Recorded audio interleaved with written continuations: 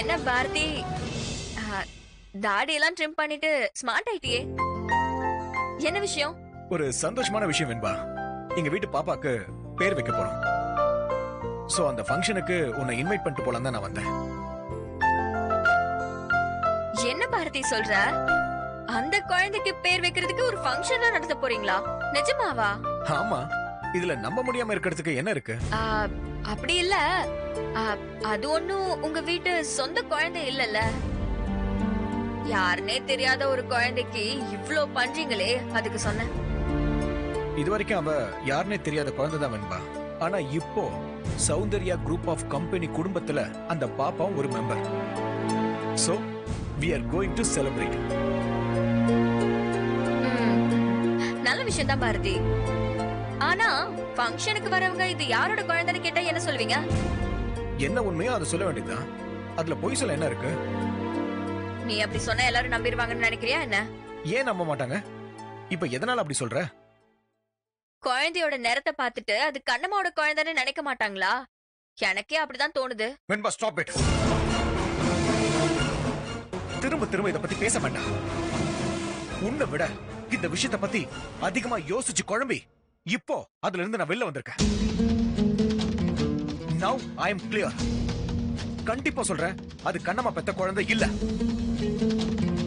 யாரோ ஒரு குழந்தை, அவ்வளவுதான். என்ன போட்டு திரும்ப திரும்ப குழப்பாத.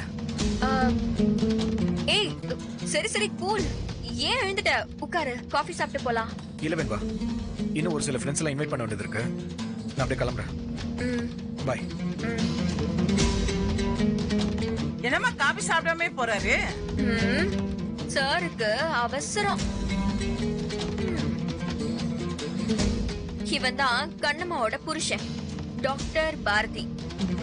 ஒரு ஃப்ளோல நீ சமையல்காரன்னு சொல்லிட்டேன். அவன் உனக்கு தெரியுமா? இல்லம்மா, நான் பார்த்தது இல்ல.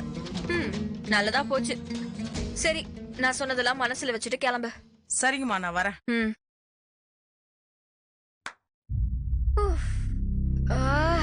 செம டயர்டா இருக்குப்பா. ஒரு பக்கம் துர்கா மிரட்டுறான், அவனை காலி பண்ணியே ஆகணும்.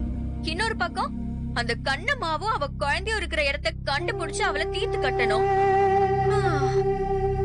பாரதிய டிஎன்ஏ டெஸ்ட் எடுக்க விடாம பாத்துக்கணும்.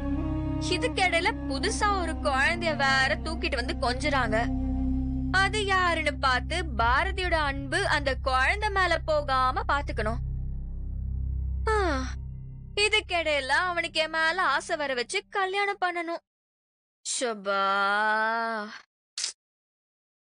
ஒரு வில்லியா இருக்கிறது எவ்வளவு கஷ்டம்னு பாருங்க.